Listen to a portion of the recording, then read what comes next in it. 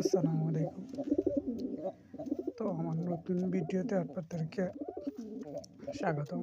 তো আজকে গেছিলাম আমার রাজার জন্য একটা রানী কিনবো। তো অনলাইনে একজনের সাথে কন্ট্যাক্ট করে গেছিলাম আনবো ওর জন্য। অনেক দিন থেকে আমার কালো রাজাটা সিঙ্গেল। তো গেছিলাম ওর জন্য রানী কিনবো।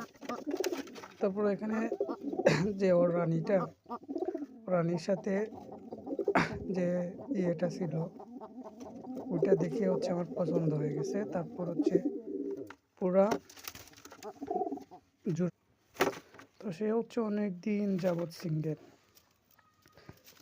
তো ওরে ডাবল করার জন্য ভাবলাম একজনকে আনা প্রয়োজন। আজকে আনছি, আনার পর দেখেন কি করতেছে। তো রানীরে ওর কবজার ভিতরে নেওয়ার জন্য কি করতেছে দেখেন। কোনোভাবে সে পারতেছে না, সব দিক দিয়ে সে ব্যর্থ হচ্ছে। ওর বাসায় একবার আনতেছে, ডাকে, একবার চলে যাচ্ছে ওর রাজার কাছে। কিন্তু ওই রানীটা অলরেডি বুকিং অন্য একজনের কাছে। তো সব দিক দিয়ে সে চেষ্টা করতেছে ওরে ম্যানেজ করার জন্য, কিন্তু সে পারতেছে না। দেখেন খুবই চেষ্টা করতেছে। ওইদিকে সে ওর বাসাটা একটু নাড়াচাড়া করতেছে, মানে বলতেছে যাতে ওর রানীর পছন্দ হয়, তার ওইখানে আসে। এই যে দেখেন বাসা সে বলতেছে, ঠিক করতেছে যাতে রানীর পছন্দ হয়, রানীটা ওর এখানে আসে। কিন্তু রানী তো কোনোভাবেই আসতেছে না, কারণ রানীর অলরেডি রাজা আছে। তো সে খুবই চেষ্টা করতেছে খুবইভাবে ওরে আনার জন্য, কিন্তু সে কোনোভাবেই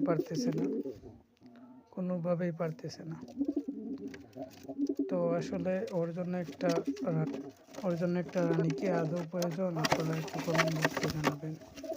দেখেন সে কি করতেছে ওর মতো করে নেওয়ার জন্য, কিন্তু সে পারতেছে না ওই দাজ্জাল রাজার জন্য। সে কি আদৌ পারবে ওর মতো করে নিতে? আপনারা একটু জানাবেন। দেখেন মানে সারাক্ষণ শুধু মায়ের ওরে আনার জন্য, ওই যে মুখ দিয়ে ডাকতেছে ওর এখানে আসার জন্য, কিন্তু রানী তো আসবে না, কারণ রানী অলরেডি একজনের। দেখি শেষ পর্যন্ত আপনারা দেখেন কি হয়। তো আমার চ্যানেলে যারা নতুন অবশ্যই সাবস্ক্রাইবার করবেন, সাবস্ক্রাইবার করে পাশে থাকবেন। ধন্যবাদ।